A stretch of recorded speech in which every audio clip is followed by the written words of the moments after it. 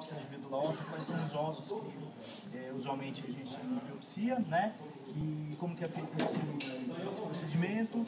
Também vou tentar relembrar, já mostrei para vocês em outros modos a diferença entre uma janela óssea e uma janela de partes moles. Então a gente vai ver, na próxima a gente mostra na coluna, a gente vai ver nos outros órgãos e tecidos, né? E vamos dar uma olhadinha geral sobre alguns aspectos tomográficos aí desses órgãos aí relacionados à produção de medula óssea vermelha, tá? Então aqui a gente tem uma tomografia computadorizada de joelho, né? Estou vendo aqui pelo scout digital, então vejo que é a região do joelho. E o joelho, salvo se não tiver nenhum processo inflamatório, infeccioso ou tumoral, a gente não precisa injetar um contraste. Então faz uma janela para ver a parte de partes moles e depois uma janela óssea. Qual que é a diferença? Tá?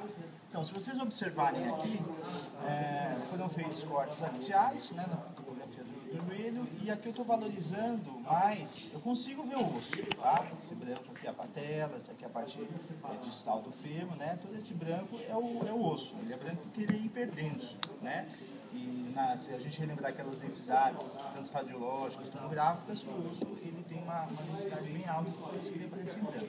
Todas as demais estruturas em tom acinzentado, eles vão ser músculos, pelos músculos adiposos ou vasos, né? Lembrar que a gordura é sempre pretinho, né? Então tudo que é gordura, um preto mais tendendo por mais escuro é a gordura, e as outras estruturas em escala de cima são os ligamento musculares ou alguns vasos importantes. Os vasos a gente só vai realçar quando a gente realmente injetar contraste e ver o que é ou não. Mas se vocês observarem aqui foi valorizado praticamente uma janela de partes moles, tá? Perdão, uma janela, exatamente, uma janela de partes moles. O rosto eu estou vendo bem brancão. Compara com essa outra tomografia, ó, né? Não é o mesmo paciente, mas é uma mesma tomografia da região aqui pega no terço proximal da tibia e da fíbula, mas olha a diferença. Aqui eu consigo ver, inclusive, essa parte esponjosa, a parte compacta dos ossos, né? Ó. Isso aqui eu estou valorizando o osso, aqui eu estou valorizando as partes moles, né? O que eu posso falar aqui das partes moles? Praticamente nada, fica tudo englobado, tudo na mesma escala, eu nem diferencio o que é gordura, o que é músculo. Eu sei que aqui está um pouquinho mais preto, mas olha, compara aqui a diferença. Eu acho que vocês têm que tentar entender da seguinte forma, observar pela densidade óssea realmente. Tá? Aqui eu consigo ver as trabéculas, né? Todas as tramas ósseas, a parte cortical, com essa mais periférica, mais bonitinha, e a parte medular, né?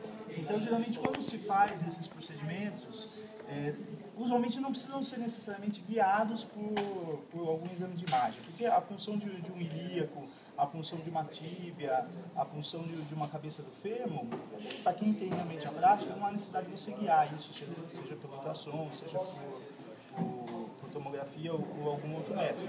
Só tomar cuidado, né? Porque aqui na região da região inguinal nós temos vasos importantes, né?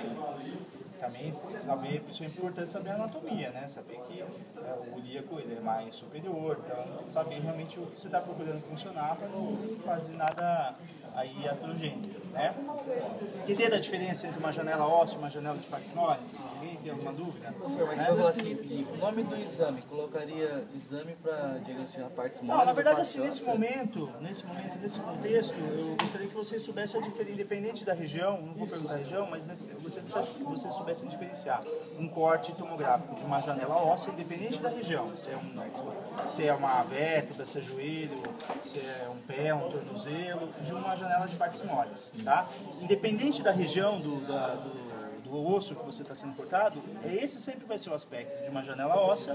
Você vê aqui literalmente todos os aspectos ósseos, tá? De uma janela de partes moles. Qual que é a parte aí dá para ver a parte compacta e a outra? Aqui mais a parte esponjosa, né? Ó.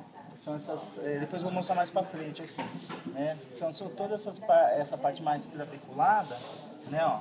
Parece uma esponja, né? Então aqui é essa parte esponjosa. Depois eu vou mostrar nos outros cortes lá uma parte mais compacta, tá? Vamos caminhando. Ai, meu Deus. Tô tentando. Mais um pouquinho.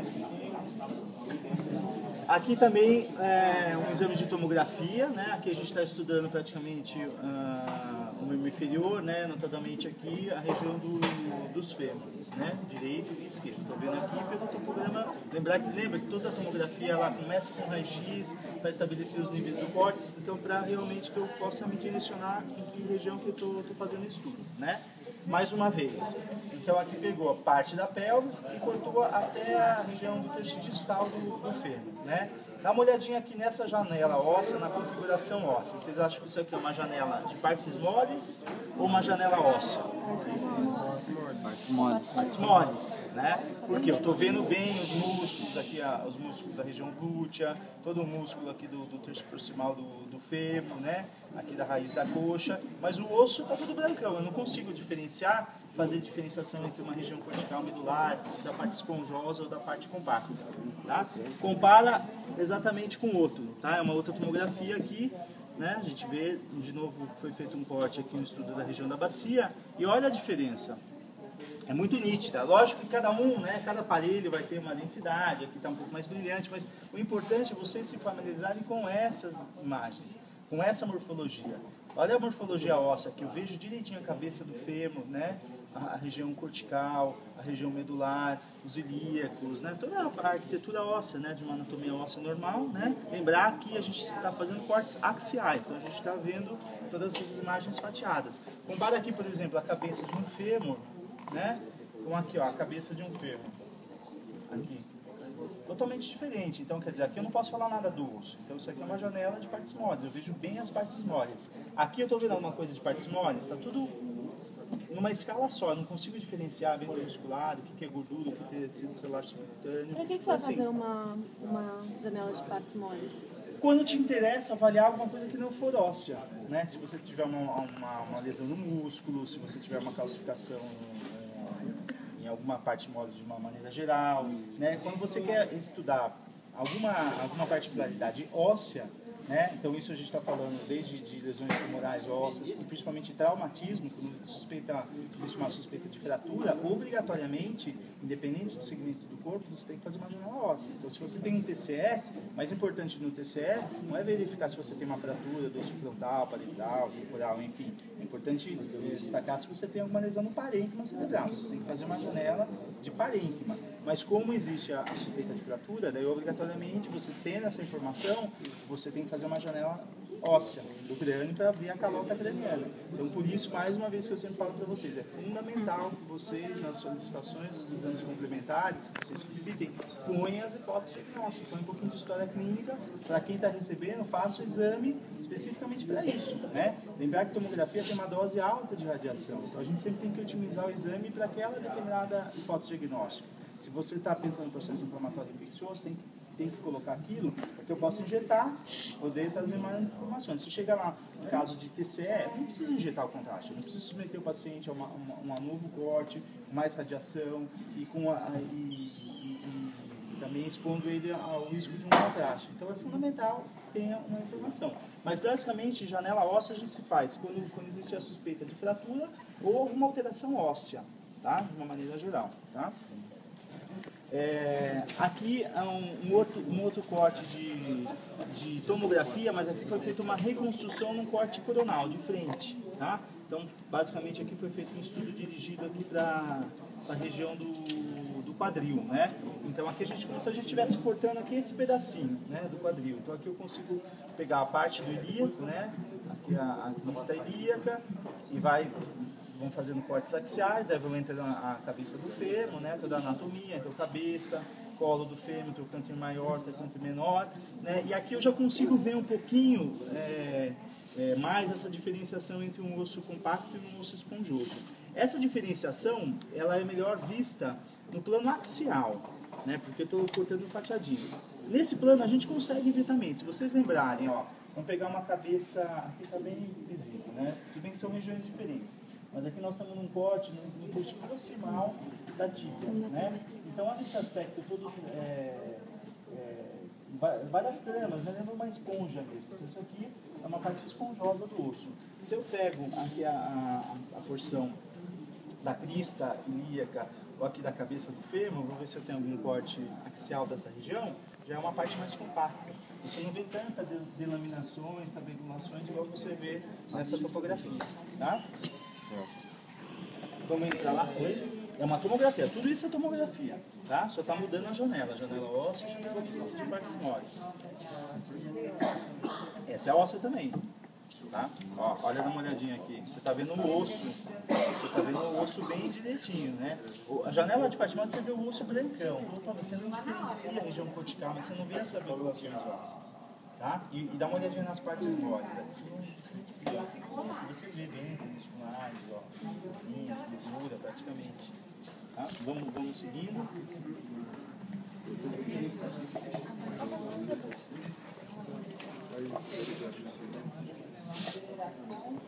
Aqui é um outro exame que foi feito uma reconstrução no plano coronário, um paciente que tinha uma suspeita de fratura aqui nos últimos segmentos coxígeos, né? Então foi feito um corte coronal e também a gente observa, né?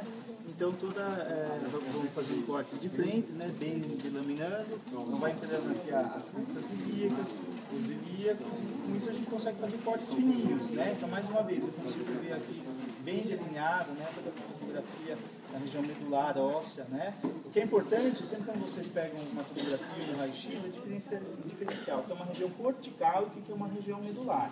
Então, a região cortical, ela é bem fininha, né? Ela é bem delineada. A região medular é a parte interna, realmente, do osso. Como vocês viram naquele corte que o Serafim mostrou, o osso praticamente cerrado, né?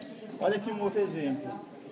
Isso aqui, dá uma olhadinha no osso. Vocês acham que isso aqui é uma janela óssea ou uma janela de partes moles? Moles. Partes moles, olha o osso. Tá? Eu até consigo ver alguma coisinha, mas ele está praticamente... Eu estou vendo muito bem aqui a parte da musculatura, né? A parte de gordura, né? Mas eu não consigo ver. Aqui eu consigo ter um pouquinho melhor uma noção da parte compacta do osso, ó. Apesar de não ser a janela própria para isso, mas toda a janela eu consigo ver os dois, na verdade. Aqui ela vai priorizar uma informação em detrimento de outra informação, mas aqui literalmente eu tenho ó, o finalzinho de uma parte compacta e começando uma parte esponjosa, que é aquela transição entre a cabeça e o colo do fêmur, tá?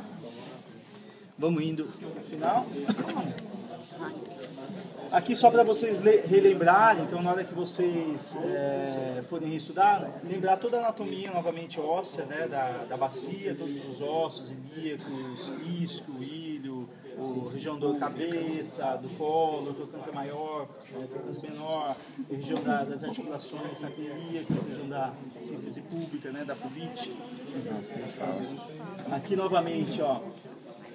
Até no raio-x a gente consegue ver essa pequena diferença, né? Naquela região que é mais esponjosa, você vê algumas tabulações, uma região que é mais compacta, né? Cabeça do fêmur. Isso a gente vai ter uma informação maior, obviamente, com exames que permitam fazer cortes bem fininhos, né? Então, ressonância. Mas no próprio raio-x eu já consigo diferenciar um osso que tenha uma parte medular ou uma parte esponjosa. Então, por exemplo, uma informação legal, vocês têm que saber, quais são os ossos, quando a gente precisa fazer uma punção de medula óssea, quais são os ossos que a gente habitualmente faz esse procedimento e quais são os ossos que têm um predomínio de uma parte esponjosa, quais são os ossos que têm um predomínio de parte compacta, tá?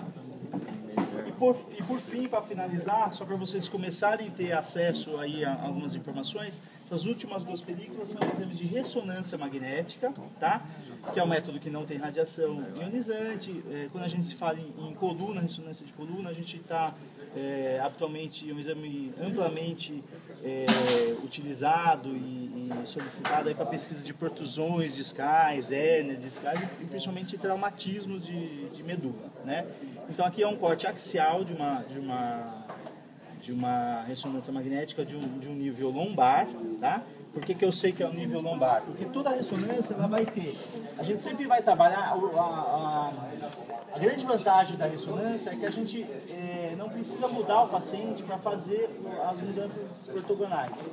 Então, o paciente deitado numa única posição, eu consigo fazer cortes axiais, sagitais e coronais. A tomografia eu até consigo fazer isso, mas obrigatoriamente eu tenho que reposicionar o paciente. Tá? Então aqui é um corte axial de ressonância que mostra toda a anatomia óssea, que é o que o Serafim orientou vocês nesse primeiro momento, né, saber as partes, né, a morfologia de um corpo vertebral, né. Então aqui a gente tem o processo espinhoso, é como se vocês pegarem uma vértebra, certo, e estivessem fatiando essa vértebra em cortes bem fininhos. Então a ressonância ela me permite uma anatomia bem bacana dessa região, né? Então aqui eu consigo ver o processo espinhoso, consigo ver as lâminas, né, começando pelos processos transversos. Aqui eu estou no nível do disco intervertebral, tem a musculatura paravertebral, né? Aqui eu já tenho realmente aqui, ó, a região da medula, né? Eu tenho aqui a região dos forames, né? Os forames intervertebrais, por onde saem as raízes nervosas. Então, toda vez que existe intervertebrais, né? Os forames de conjugação, forames intervertebrais. Quando existe uma protrusão discal, uma hérnia discal, habitualmente, então, esse conteúdo discal ele sai para fora do disco e ele pode obliterar esse espaço, né? E isso comprime a raiz nervosa, né? De determinado nível, e aí o paciente tem dor, tem claudicação, tem toda aquela sintomatologia aí de compressões aí radiculares, né? Aqui eu sei que eu estou no nível lombar, né, pela topografia e morfologia da vértebra, principalmente que aqui eu já estou entrando aqui no sacro, né? Eu consigo ver aqui, aqui já está no sacro, aqui a apófise transversa. Mas assim, se em algum momento vocês forem solicitados para isso, seria para descrever a anatomia óssea, né? Então, um corpo vertebral, um processo espinhoso, um processo transverso, né? Nada mais do que isso. Saber identificar o que é um canal medular, basicamente isso, tá? E aqui só para ilustrar para vocês, no caso, um paciente teve uma fratura, né? Uma ressonância magnética de coluna tóraco-lombar, né? Eu estou vendo aqui pela topografia, ó, estou vendo os rins, né? Então estou vendo aqui o finalzinho do pulmão, aqui já estou entrando no avinóide. Então é o nível tóraco-lombar que foi feito. Então isso aqui é um plano de ressonância no corte sagital, né? Eu vejo todos os corpos vertebrais, né? Então é sempre feito no plano sagital, o corte na ressonância magnética é sempre feito da esquerda para a direita por convenção internacional, tá? E aqui mostra bem de uma maneira bem ilustrativa aqui uma fratura importante, né, do corpo vertebral, com uma retropulsão desse corpo vertebral. Então teve uma fratura, uma avulsão óssea aqui do planalto antero superior, né? Geralmente esse tipo de fratura é o que entre as fraturas, né, complexas importantes, é que é mais esperada, porque isso aí está anterior, então não vai trazer nenhuma repercussão sobre o canal vertebral, sobre a medula. Mas percebam que aqui houve uma retrolistese, né? A retrolistese é um termo que designa um escorregamento do corpo vertebral, né? E esse deslocamento ele pode ter várias intensidades, né? Vários graus, várias angulações, e foi um grau importante, né? Aqui a gente considera uma retrolistese aí grau 2, 3, no qual o corpo vertebral ele está se pronunciando para o interior do canal vertebral, né? Então esse paciente aqui, olha só o que aconteceu com a medula vem aqui, esse branquinho, com certeza se eu tivesse um corte, esse mesmo paciente, se eu tivesse um corte axial, eu estivesse fatiando, com certeza essa medula aí está seccionada, tá? Não, aqui não foi injetado contraste. Né? Mas essa aqui é uma janela aqui, que é uma ponderação de ressonância. Isso a gente vai falando mais para frente, senão vocês vão confundir. É só para ilustrar o que seria uma ressonância normal, né? Deixa eu pegar um exemplo de uma ressonância bonitinha normal, para vocês verem aí esse exemplo da fratura.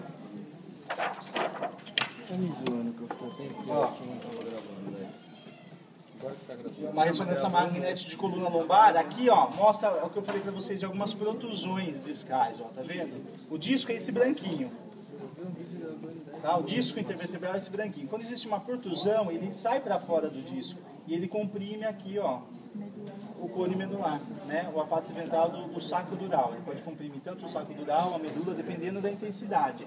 Então ele forma esses abalamentos, né?